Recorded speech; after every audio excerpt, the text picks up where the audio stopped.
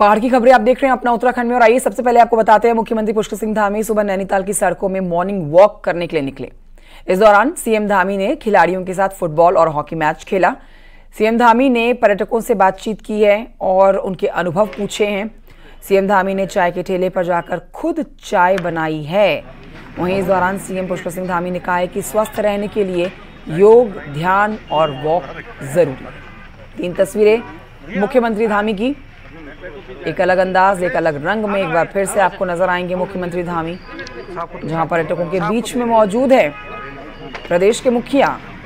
उनसे उनके अनुभव जान रहे हैं, साथ ही बच्चों के साथ फुटबॉल, हॉकी भी खेलते हुए नजर आ रहे हैं। और ये जो चाय की चुस्की वो ले रहे हैं, ये चाय उन्होंने खुद ही बनाई है ठेले पर जाकर।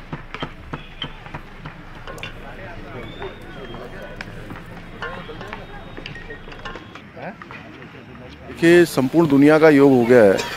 इसको संपूर्ण दुनिया का योग बनाने का काम हमारे आदरणीय प्रधानमंत्री नरेंद्र मोदी जी ने किया। उनके आह्वान पर आज संपूर्ण विश्व 21 जून को योग दिवस मना रहा है। ये हम सब भारतवासियों के लिए गौरव की बात है कि आज वो जन जन का योग और घर घर का योग बन गया। हमारे देश में बहुत तेज़ी से योग का प्रचार प्रसार हो रहा है।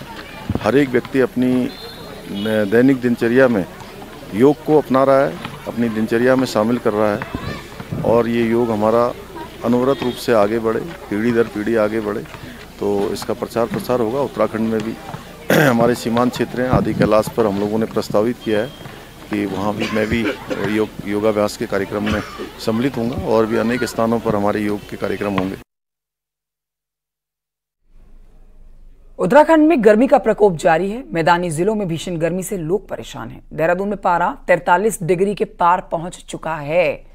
वहीं पहाड़ में मैदान, आप पहाड़ी देखेंगे, आप मैदानी इलाका देखेंगे, गर्मी का प्रकोप हर जगह पर है। मौसम विज्ञान केंद्र ने 19 जून तक भीषण गर्मी का अलर्ट जारी किया हुआ है।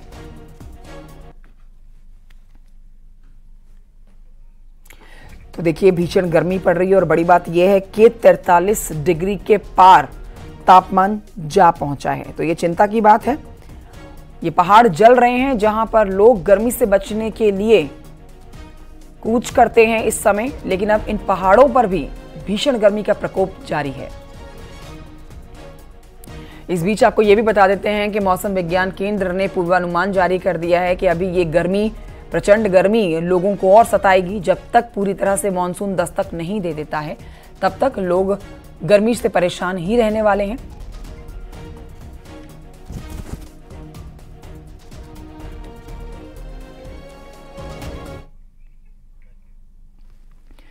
तो दशकों के बाद इस बार पहाड़ आग उगल रहे हैं। हालात तो ये हो गए हैं कि पारा 45 डिग्री के पार भी जा पहुंचा है कई जगहों पर, और कहीं पहाड़ी इलाकों पर 35 डिग्री के पार जा चुका है। पहाड़ों में इस बार ये बड़ा बदलाव गर्मियों में देखा जा रहा है। तेजी से बढ़ता पारा एक के साथ एक कई दिक्कतें लेकर आ रहा है और इस बीच लोग परेशान हैं, जिसकी कीमत आने वाले दिनों में चुकानी भी पड़ सकती है। इस पर देखिए एक रिपोर्ट।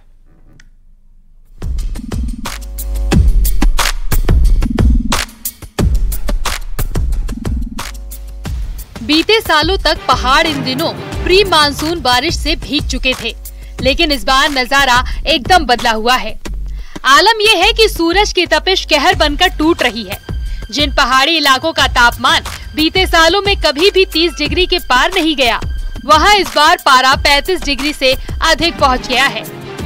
आलम यह है कि पहाड़ी इलाकों में अधिकतम के साथ ही न्यूनतम पारा भी चढ़ा हुआ है।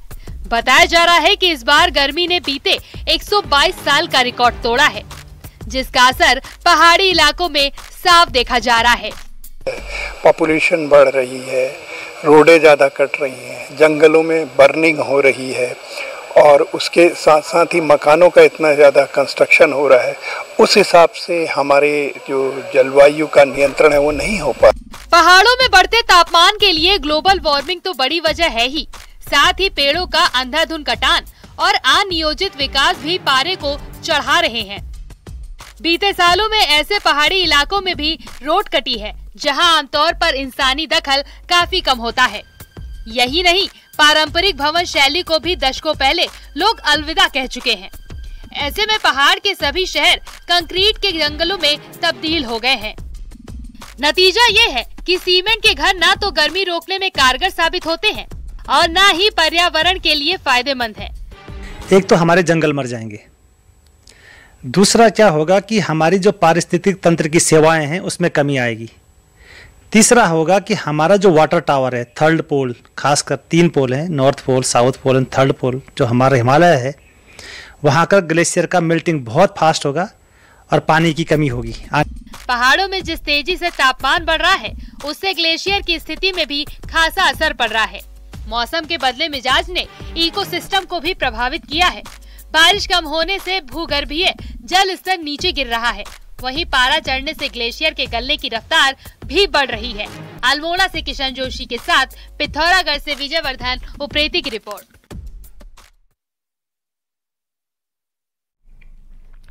टिहरी जिले के घनसाली विधानसभा के भिलंगना क्षेत्र में जंगल आग से जल रहे हैं। रात भर कई जंगल धधकते रहे हैं और दिन में भी आग लगी हुई देखी गई है। वन विभाग अभी तक आग पर काबू नहीं पा सका है। ये तस्वीरें आपको दोनों समय की दिखा रहे हैं, रात की भी और दिन की भी। देखिए किस तरह से जंगल जल रहे हैं। आग लगने से वन संपदा को भारी नुकसान हो रहा है। पहाड़ों में लगातार गर्मी भी बढ़ती जा रही है और इसी गर्मी की वजह से भी लगातार जंगल जलने की घटनाएं भी आ रही हैं।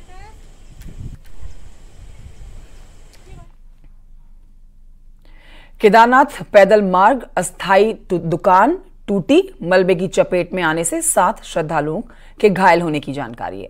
ये बड़ी खबर आपको दे रहे हैं केदारनाथ पैदल मार्ग से जुड़ी हुई, जहां की तस्वीरें भी आपको हम दिखा रहे हैं। 2 गंभीर घायलों को श्रीनगर भेजा गया है। कल देर रात की खबर है जब इस घटना में तमाम लोग सहम गए, डर गए और केदारनाथ में जंगल चट्टी के पास ये घटना घटी है। अस्थायी दुकान काफी पुरानी थी। सभी घायल बुलंदशहर उत्तर प्रदेश के निवासी हैं। अस्पताल में भर्ती कराए गए हैं।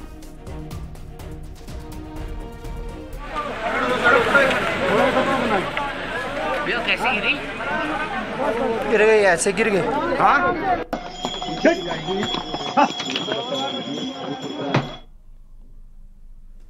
बद्रीनाथ धाम में मास्टर प्लान के काम में आज फिर से जो शुरू हुआ है काम, इस पर एक अपडेट आप तक पहुंचा देते हैं कि सोमवार को पूरे दिन मास्टर प्लान के काम बंद थे।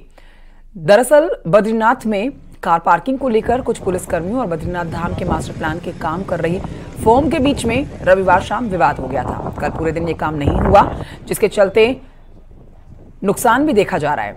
अब जोशीमठ प्रशासन ने दोनों ही पक्षों के बीच में समझौता करा दिया है, जिसके बाद मास्टर प्लान का काम आज शुरू हो गया है।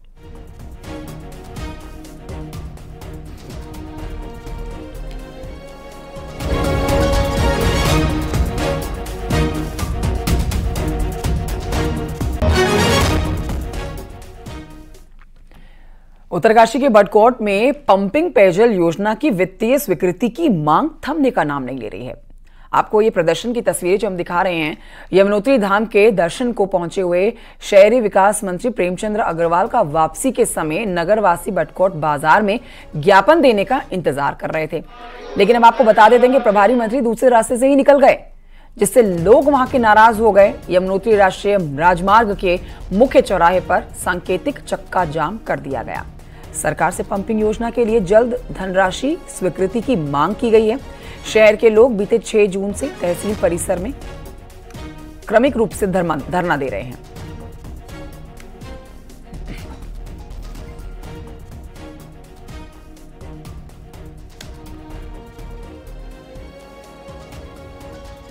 मांगों को लेकर के आज एक ज्ञापन जो है मुख्य चौराहे पर माननीय मंत्री जो प्रभारी मंत्री हैं, वित्त मंत्री हैं, शहरी विकास मंत्री हैं, उनको दिया जाना था।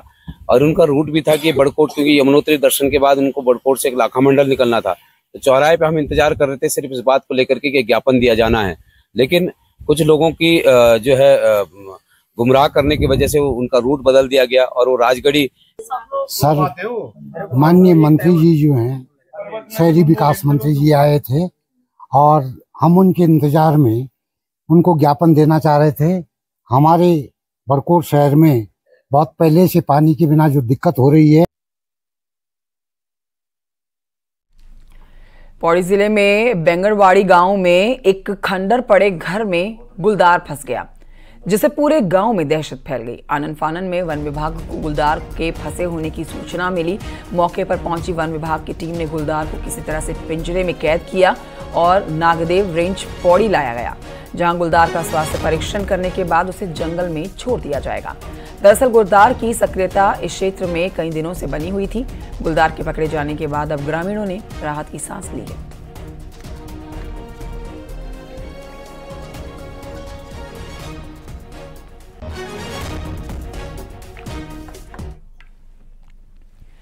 सोनप्रयाग पार्किंग संचालकों के द्वारा अतिरिक्त पार्किंग फीस वसूलने पर 10,000 रुपए का जुर्माना लगाया गया है। रुद्रप्रयाग जिला प्रशासन को इस संबंध में शिकायत मिली थी, जिस पर तुरंत एक्शन लेते हुए पार्किंग संचालक पर जुर्माना लगा दिया गया है। दरअसल यात्रियों ने शिकायत की थी कि पार्किंग संचालक 3 दिनों की पार्किंग सुविधा के लिए 400 की जगह 800 रुपए की मांग कर रहे हैं। शिकायत की पुष्टि के बाद पार्किंग संचालक के खिलाफ चालान की कार्रवाई करते हुए 10,000 रुपए का चालान लगाया गया।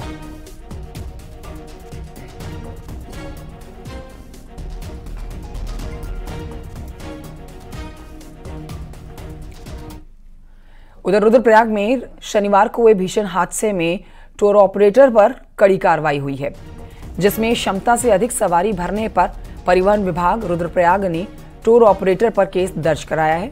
वहीं डीएम ने मजिस्ट्रेट जांच के जल्द से जल्द पूरे करने के निर्देश एसडीएम को दे दिए हैं। एआरटीओ ने रुद्रप्रयाग थाने में केस दर्ज कराया है।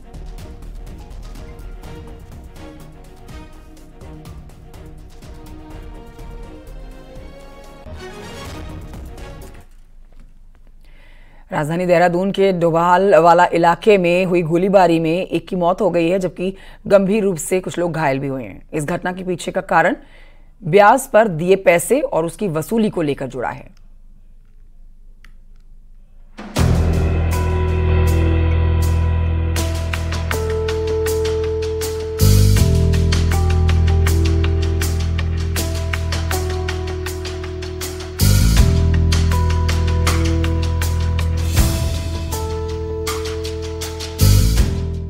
देहरादून में देर रात हुई गोलीबारी में एक शख्स की मौत हो गई, जबकि 2 घायल हो गए। सूचना पर जब पुलिस मौके पर पहुंची तो पुलिस को सुभाष और मनोज घायल अवस्था में मिले, जिनको पुलिस ने अस्पताल भेजा और रवि का शव पुलिस को एक नाले में मिला। बताया जा रहा है कि घटना के पीछे ब्याज पर दिए गए पैसों की वसूली को लेकर विवाद था। सोनू और मोनू ने शंभू को 2.5 लाख रुपए ब्याज पर दिए थे और उसके बदले में एक गाड़ी को अपने कब्जे में ले लिया था, लेकिन वो गाड़ी शंभू ने अपने दोस्त रवि से ली थी। इसी बात को लेकर रवि अपने दोस्तों के साथ अपनी गाड़ी को सोनू और मोनू से लेने गया था, लेकिन रवि और उसके दोस्तों के पहुंचते ही सोनू के लड़कों ने फायर झोंक दिया, जिसमें रवि की मौत हो गई और सुभाष और मनोज घायल हो गए। पूरा मामला ब्याज से जुड़ा बताया जा रहा है। बताया जा रहा है कि भारद्वाज, जो कि इस पूरे कांड का मुख्य आरोपी है, वो ब्याज का काम करता था और उसने जो युवक है उनकी गाड़ी को गिरवी के रूप में रखा था, जिसको लेने युवक जब देर रात उसके घर में पहुंचे उनसे बातचीत करने के लिए, लेकिन इस विवाद के इसमें इतना विवाद हो गया कि गोलियां आप चल गई। बताया ये भी जा रहा है कि जो भारद्वाज है वो उसके ऊपर पहले भी कई मामले दर्ज हैं और उसके साथ कई ऐसे खूंखार अपराधियों को वो पालता है जो गोलियां बरसाने में देर नहीं करते। बताया जा रहा है कि सोनू और मोनू दोनों फाइनेंस का काम करते हैं और अपने साथ माफिया जैसे लोग हमेशा रखते हैं, जिसमें रामवीर, अनुज, योगेश शामिल हैं, जो अपराधी प्रवृत्ति के हैं और उन पर कई केस भी चल रहे हैं। सभी लोग सोनू भारद्वाज के लिए काम करते हैं और इनका काम है जो ब्याज के पैसों की रिकवरी करते हैं।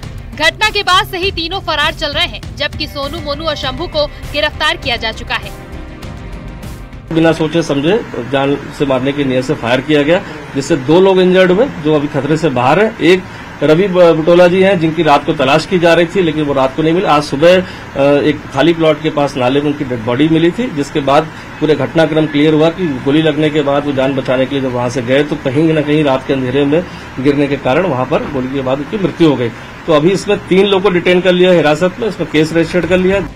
इस पूरे मामले में सबसे बड़ी बात यह है कि ब्याज पर पैसा देने वाले अपने साथ अपराधियों को पाले हुए थे, जिनसे वो वसूली करवाते थे। न्यूज़ 18 के लिए देहरादून से सतेंद्र बर्तवाल की रिपोर्ट।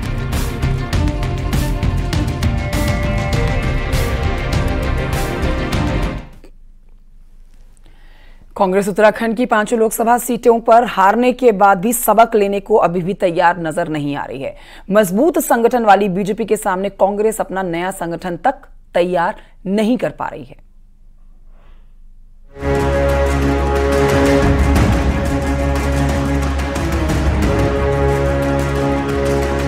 एक तरफ बीजेपी में देश से लेकर प्रदेश और प्रदेश से लेकर बूथ तक नई टीम के गठन की तैयारियां चल रही हैं, तो वहीं दूसरी तरफ कांग्रेस प्रदेश अध्यक्ष करण महारा पिछले 2 साल में अपनी टीम तक तय नहीं कर पा रहे हैं। महारा अपनी टीम का खाका बनाकर कांग्रेस आला कमान को भेजते हैं, लेकिन आला कमान उस पर चुप्पी मार कर बैठ जाता है। ये हाई कमान के ऊपर निर्णय होता है। मैं 2 बार भेज चुका हूँ। मैंने यही कहा कि अंदर खाने सब चीजें ठीक हो जाएंगी तो ये सारी चीजें भी अपने आप दुरुस्त हो जाएंगी। दूसरी तरफ कांग्रेस के इन हालातों ने बीजेपी को भी सवाल उठाने का मौका दे दिया है। उससे पहले गणेश गोदियाल जी, कोई भी इनके पिछले 20 साल के अध्यक्ष लगातार आप देखेंगे तो कोई भी अपने संगठन का विस्तार जब तक उनका कार्यकाल समाप्त होने की कगार पर नहीं आ जाता है तब तक वो विस्तार नहीं कर पाते। जाहिर है कि किसी भी संगठन को चलाने के लिए एक टीम की जरूरत होती है, लेकिन उत्तराखंड कांग्रेस के हालात ऐसे हैं कि नई टीम बन नहीं रही और पुरानी टीम के लोग काम करने को तैयार नहीं। ऐसे में प्रदेश अध्यक्ष कांग्रेस को मजबूत करें तो आखिर कैसे? हल्द्वानी से न्यूज़ 18 के लिए शैलेंद्र नेगी की रिपोर्ट। मंगलौर और बद्रीनाथ सीटों पर बीजेपी 20 जून को अपने कैंडिडेट का नामांकन करेगी। मंगलौर में करतार सिंह भंडाना है और बद्रीनाथ में राजेंद्र भंडारी, जिन्होंने नॉमिनेशन करना है। एक साथ दोनों ने नॉमिनेशन करना है। पार्टी दोनों का नॉमिनेशन साथ करा रही है। जो जानकारी मिल रही है, नॉमिनेशन में सीएम धामी, प्रदेश अध्यक्ष और सांसद मौजूद रहेंगे। महत्वपूर्ण ये दोनों सीटें। अब इन दोनों सीटों के जीतने पर ही बीजेपी की किस तरह की स्थिति इस समय उत्तराखंड में है। जो 5 सीटें लोकसभा की जीती हैं उनमें ये देखा जा रहा है कि पिछली बार के मुकाबले इस बार कम मार्जिन से जीत मिली है। अब देखना ये होगा कि इन दोनों सीटों को बीजेपी जीत पाती है या फिर नहीं।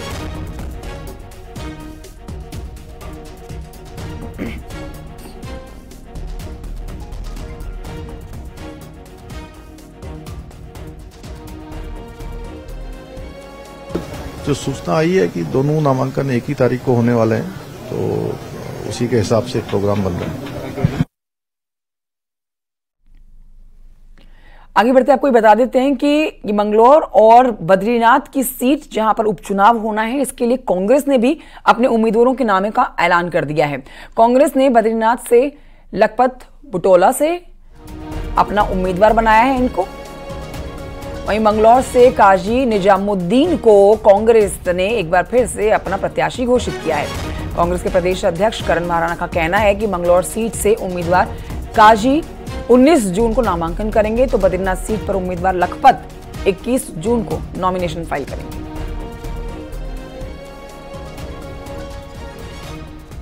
बाई इलेक्शंस पे मंगलौर सीट से काजी मोहम्मद निजामुद्दीन जी को और बद्रीनाथ सीट से लखपत सिंह बटुला को अपना उम्मीदवार कांग्रेस ने आज घोषित कर दिया है। आदरणीय काजी मोहम्मद निजामुद्दीन जी 19 तारीख को अपना नॉमिनेशन फाइल करेंगे और लखपत सिंह बटुला बद्रीनाथ सीट में अपना नॉमिनेशन 21 तारीख को। कांग्रेस छोड़ राजेंद्र भंडारी बीजेपी में चले गए, लेकिन उनकी पत्नी अभी कांग्रेस में ही है। जिला पंचायत अध्यक्ष रजनी भंडारी अब किधर रहेंगी, कांग्रेस में या फिर बीजेपी में? कांग्रेस का कहना है कि जिस बीजेपी ने करप्शन के आरोप में पद से हटाया, उसी की वॉशिंग मशीन में दाग धुलने वाले हैं।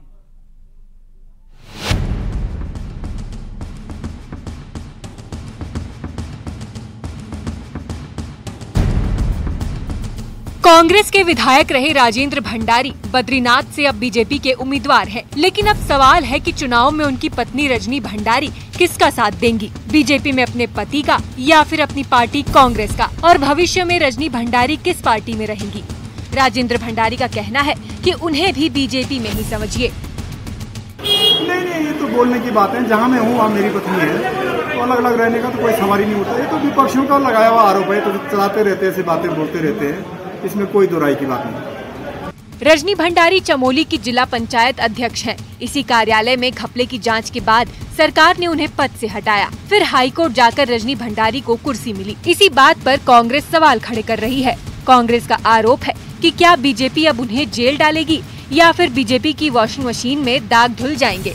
तो बीजेपी का कहना है कि रजनी भंडारी उपचुनाव में मदद करें, जल्द उन्हें पार्टी ज्वाइन करवाई जाएगी। राजेंद्र भंडारी जी जांच से बचने के लिए भी गए हैं। जो पूरी टोटल इसमें डील हुई है वो तो अब बीजेपी को बताना पड़ेगा कि जो जांचें चल रही थी वो आगे भी चलेंगी।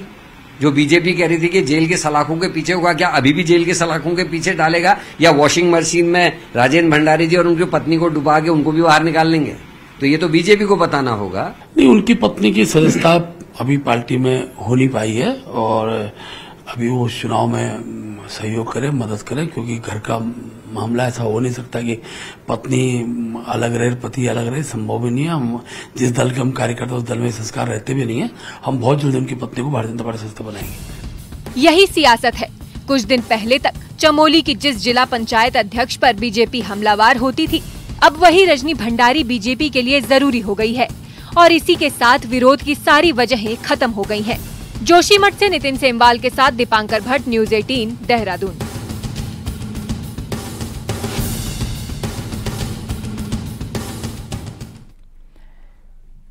सरकार की पिरूल इकट्ठा करने की नीति का ग्रामीण फायदा उठा रहे हैं। पौड़ी में ग्रामीण पिरूल का इकट्ठा इसको करके 5 रुपए किलो के हिसाब से बेच रहे हैं।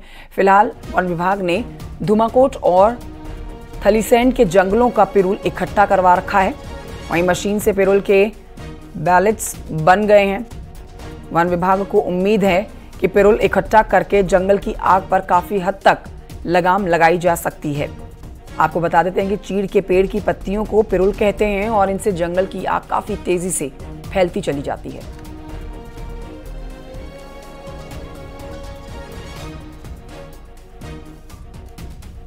पिरूल एकत्रीकरण करके उसके पैलेट्स बनाकर उसकी प्रक्रिया करके अगर आगे बढ़ना चाहता है तो उनके लिए नीति लागू होगी।